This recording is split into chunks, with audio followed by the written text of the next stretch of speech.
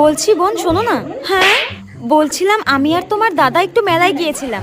ঠিক আছে, কি বলবে বলো। বোন, মেলায় গিয়ে না দুটো কানের আমার খুব পছন্দ হয়েছিল, তাই তোমার জন্য একটা আর আমার জন্য একটা নিয়ে এসেছি। কানের দুল কই, দেখি দেখি দেখি।